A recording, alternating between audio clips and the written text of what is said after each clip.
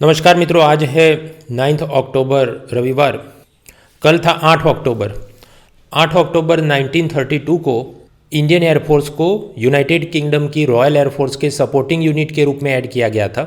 इसलिए 8 अक्टूबर को एयरफोर्स दिवस के रूप में मनाया जाता है। इस बार नए अनाउंसमेंट क्या हुए, तो एक अलग नई ब्रांच खोली जाएगी विद इन एयरफोर्स, जिसका नाम होगा वेपन सिस्टम ब्रांच, जो ये जितने मिसाइल, ड्रोन और कॉम्प्लेक्स टाइप की सिस्टम्स को ऑपरेट करना है उसका काम देखेंगे। ऐसे एक अलग डिपार्टमेंट की ज़रूरत महसूस हुई थी, क्योंकि याद करो मार्च महीने में एक्सीडेंटली भारत की तरफ से एक ब्रह्मोस मिसाइल फायर हुआ था और वो पाकिस्तान चला गया था। तो जो वेपन सिस्टम ऑपरेट करते हैं, ऐसे अलग ऑफिसर्स की एक पूरी कैडर बने, एक पूरा डिपार्टमेंट बने, ऐसी यहाँ पर एक विजन है।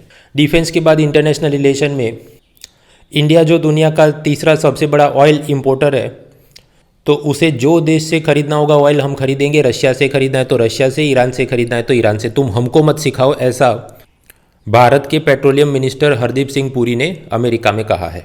पेट्रोल के बाद आए बात व्हीकल की, तो इलेक्ट्रिक व्हीकल के सेफ्टी स्टैंडर्ड्स चेक करने के लिए पुणे में स्थित automotive research association of India यानी ARAI, उसको सब जिम्मेदारी सौंपी गई। अगले साल अप्रैल से ये काम शुरू करेंगे।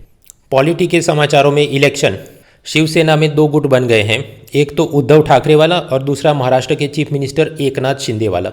और दोनों ही क्लेम करते हैं कि शिवसेना का जो इलेक्शन सिंबल यानी चुनावी चिन्ह है, जो तीर कमान चीज़ है, तो दोनों कहते हैं कि हमारा क्लेम है। अभी महाराष्ट्र में बाईपोल उपचुनाव होने वाले, मतलब कोई MP या MLA या तो मर गया होगा या उसको निकाल दिया होगा, उसके बाद जो सीट खाली हो और इलेक्शन करने पड़े। खैर, तो वहाँ पर कौन सा फ्रैक्शन इस इलेक्शन सिंबल को यूज़ कर सके, तो इलेक्शन कमीशन, चुनाव आयोग ने ऐसा कहा कि आपका भी नहीं और आपका भी नहीं, दोनों में से एक भी फैक्शन को नहीं दिया। बोला तुम नया ही कुछ चुन लो, अभी के लिए तो ये तीर कमान वाला जो सिंबल है उसको हम फ्रीज करते हैं, किसी का इस पर अधिकार नहीं होगा जब तक पूरा हम डिसीजन लेते नहीं। इलेक्शन में एक और मामला चल रहा है, फ्री बाइज, रेवड़ी कल्चर। तो एक तरफ गुजरात इलेक्शन में आम आदमी पार्टी ने अनाउंस किया कि अगर हमारी सरकार गुजरात में बनती है तो ये सभी गुजरात के लोग जो अयोध्या तीर्थ यात्रा करना चाहते हैं उनको हम फ्री में वहाँ पर भेजेंगे। ऐसी कुछ और योजना दिल्ली में भी चल रही है। कुछ क्रिटिक्स का मानना है कि एक सेक्युलर गवर्नमेंट ने ऐसा सब नहीं करना चाहिए। दूसरा चल रहा है कि आम आदमी पार्टी कह रही हमारी सरकार बनेगी, हम सभी महिलाओं को गुजरात में 1-1 हज़ार रुपये देंगे। सामने BJP, जिसकी अभी स्टेट गवर्नमेंट है, उन्होंने भी एक स्कीम को ज़्यादा अपडेट किया, श्रमिक अन्नपूर्णा योजना।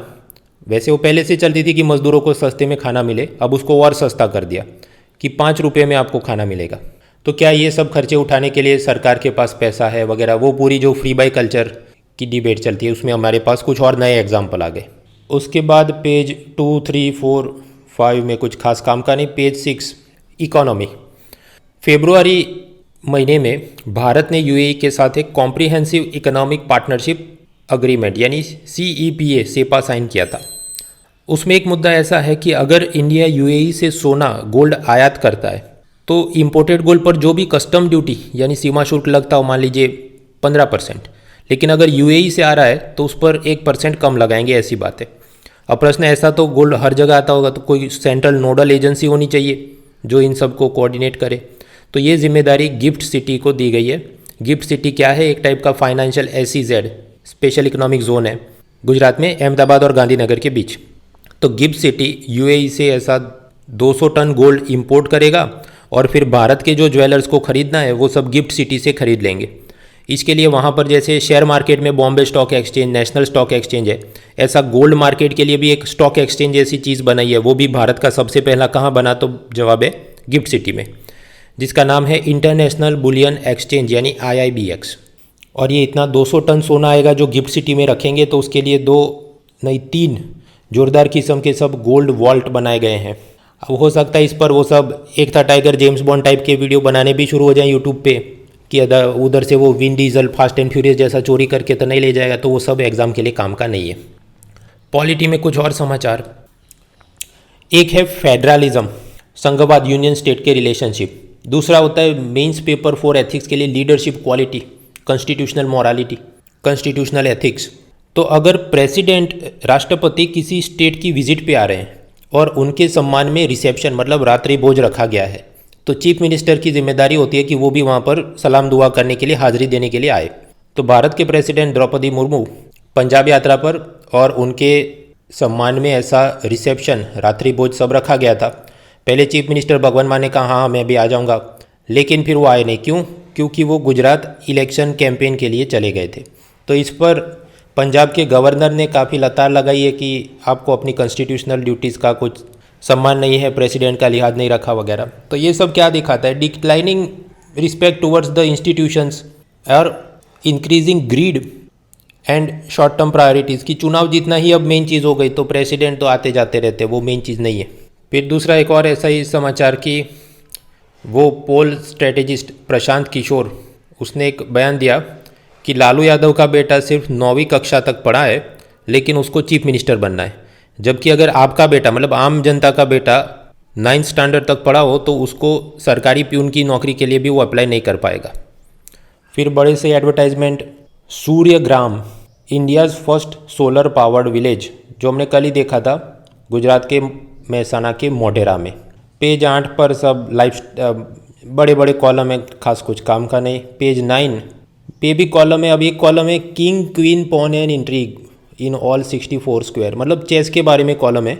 इसको आप पढ़िए अपनी comprehension for CSAT prelim paper 2। हम जो रोज़ पढ़ते हैं ये पॉलिटी, इकोनॉमी, इंटरनेशनल रिलेशन, उसके बाहर का कुछ पढ़ेंगे तो आपकी वो पढ़ने की जो स्पीड है, सोचने की जो स्पीड है, उसमें वो नई कसरत देता है दिमाग को। तो मैं इसका लिंक अभी पेस्ट करता हूँ टेलीग्राम में, वो देख लेना। पेज 10 इकोनॉमी में कुछ काम का नहीं। कल ही मैंने आपको बताया था ये ई रूपी project RBI physical currency note print करने की जगह डिजिटल तरीके से इशू करेगी। अब उसके क्या मॉडल फला ढिमका, वो कल ही तो बोला था भाई। इसको अभी भी पढ़ेंगे तो भी 2023 जनवरी फरवरी में जो इकोनॉमिक सर्वे आएगा उसमें वापस यही सारी बात होगी, तो तब वापस तो पढ़ना ही है, तो उस वक्त देख लेंगे। तब तक ये पायलट प्रोजेक्ट का कुछ नया निकल के आएगा, तो जो फाइनल वर्जन होगा कि अकाउंट मोड है, टोकन मोड है, रिटेल है, होलसेल है, वो भी फाइनल हो जाएगा, तब देख लेंगे। अपनी एग्ज़ाम कल सुबह नहीं है। अब उसी तरह एक और समाचार है कि अच्छा ये डॉलर बहुत स्ट्रांग हो रहा है तो उसको स्टेबलाइज करने के लिए आरबीआई जो अपने फॉरेक्स रिजर्व में से डॉलर बाजार में सप्लाई करती होगी, तो ऐसा करने में पिछले 13 महीने में $110 बिलियन फॉरेक्स रिजर्व से ख़त्म हो गए। तो ये भी बॉल बाय बॉल कमेंट ही है। अगले साल आने दो इकोनॉमिक सर्वे को, पूरे साल का दिया होगा उसने कि ये हुआ था, तो बराबर आगे बढ़ो।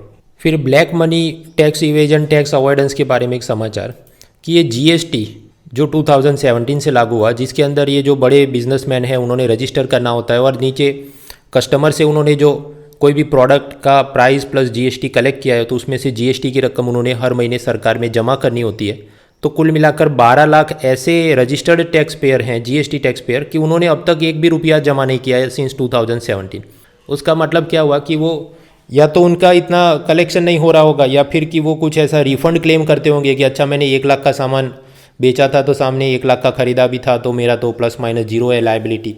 कोई फेक इनवॉइस जनरेट करके नकली खर्चे दिखाते होंगे या कुछ। तो अब आर्टिफिशियल इंटेलिजेंस की मदद से ऐसा सब डेटा एनालिटिक्स किया है और फिर उन सबको नोटिस भेज के सरकार रिकवरी की प्रक्रिया करेगी। फिर पेज 11 वर्ल्ड न्यूज़, तो वही सब ओपेक और यूक्रेन, रशिया, ईरान के अंदर वो प्रोटेस्ट चल रहे हैं, एक महिला को मार दिया था। अमेरिका में भी हेट क्राइम बढ़ रहे हैं कि भारतीय मूल के लोगों को मार दिया जाता है। फिर आज संडे है तो संडे एक्सप्रेस के नाम पर सब लाइफस्टाइल न्यूज़, तो ये अमिताभ बच्चन के बारे में 2-3 पेज भर के सब दिया है। फिर अलग अलग बुक्स पब्लिश हुए होंगे, उनके बारे में रिव्यू लिखे हैं, लेकिन कोई भी बुक ऐसा नहीं है कि जो बहुत फेमस ऑथर ने लिखा हो। तो एग्ज़ाम मतलब नॉन IAS एग्ज़ाम में ये जो बुक्स एंड ऑथर की जनरल नॉलेज पूछते हैं, लेकिन ऐसा कोई जोरदार ऑथर है नहीं। पेज 13 स्पोर्ट्स, 14, 16 ये सब स्पोर्ट्स, लेकिन कुछ उसमें भी खास का नहीं। तो ये था आज का न्यूज़पेपर। तैयार हो जाइए आज सुबह 11 बजे अनअकैडमी कॉम्बैट कि जहाँ 50 क्वेश्चन 60 मिनट में सॉल्व करने हैं और आपको सब अलग अलग स्कॉलरशिप मिलते हैं। और कल तैयार हो जाइए सोमवार रात 8 बजे Mrunal's Monday current affairs test series. Free में ये सब होता है, तो आप अपनी नॉलेज को चेक करें, प्रैक्टिस बढ़ाएं। So that's it, let's crack it.